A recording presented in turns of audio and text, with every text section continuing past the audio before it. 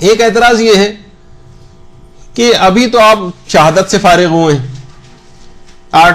8 تاریخ کو ربیع الاول کی، اور فوراً ہی اگلے دن خوشی منانے کچھ غیر عقلی سے لگتا ہے. ایک یہ بھی اعتراض ہے اس کے اوپر، یعنی فوراً بعد شہادت کے اگلے دن ہی خوشی منانے لگنا. کوئی جیسے کہے، ابھی نیچے بھی ذکر ہو رہا تھا اس بات کا، تو ہمارے مولانا محترم اور جو ہے وہ اس بات کو کہہ رہے تھے کہ ابھی رمضان سے فارغ ہو، پورے مہینے منع کیا گیا کہ امساک کرو، لیکن اس دن واجب کیا جا رہا ہے کہ روزہ نہ رکھو، یعنی اس دن کچھ کھاؤ پی لو. تو یہ فوراً ہی اگلے دن ایک دم سے پیترا بدل لیا رمضان کے سلسلے میں بھی، کہ کبھی منع کیا جا رہا تھا اور پھر حکم دی. تو ہم حکم کے بندے ہیں اصل میں.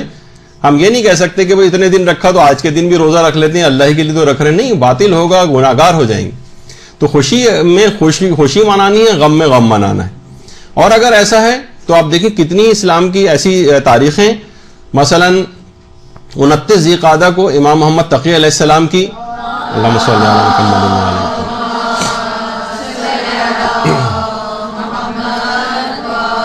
محمد، امام محمد تقی کی شہادت کا دن ہے. اور اس کے بعد اگلے ہی دن پہلی ذی الحجہ کو حضرت زہرا اور مولا کی شادی کی خوشی منائی جاتی.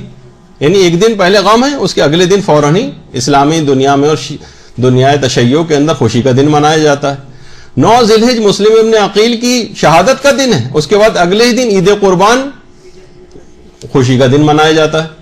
تو کتنی چیزیں دیکھیں اس قسم کی ہیں. اسی طریقے سے صرف ان دنوں کی بات نہیں، اگر آپ اور تاریخ کے اندر دیکھیں تو بہت ساری آپ کو ایسی چیزیں مل سکتی ہیں. کچھ علماء مثلا یہ بھی کہتے ہیں کہ جیسے 23 ذی الحجہ ہے، کچھ تاریخوں میں آیا کہ طفلان مسلم کی شہادت کا دن ہے 23 ذی الحجہ، اور اگلے ہی دن جو 24 ذی الحجہ ہے اس دن عید مباہلہ کی خوشی منائی جا رہی ہوتی ہے، اور اسلام کے اندر حکم ہے اس کا خوشی منانے کا. تو غم بھی منا رہے ہیں اور اگلے دن خوشی بھی منا رہے ہیں. بلکہ میں تو یہ کہوں کہ ایک ہی دن کے اندر غم اور خوشی کا بھی ہمیں مظاہر دیکھنے میں آتے ہیں. مثلا کسی کی شادی ہو رہی ہے، وہ خوش ہو رہا ہے شادی کی وجہ سے، مگر اپنے مرحوم باپ کو یا مرحوم ماں کو یاد کر کے اس دن روتا بھی اور غمگین بھی ہوتا ہے. تو لہٰذا ایک ہی دن میں جب اس کے مظہر ہمیں دیکھنے میں آ جاتے ہیں، تو ایک دن غم منانے کے بعد اگر اگلا دن خوشی کا آ جائے اور اس میں ہم خوشی منا لیں تو اس میں کوئی معیوب بات نہیں.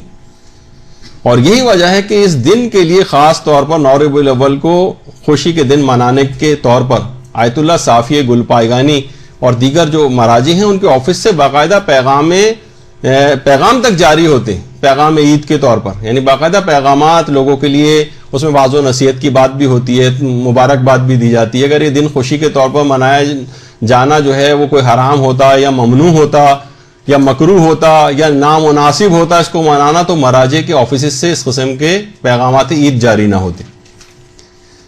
تو اس میں خوشی ہے کہ امام کی امامت کا کیونکہ پہلا دن.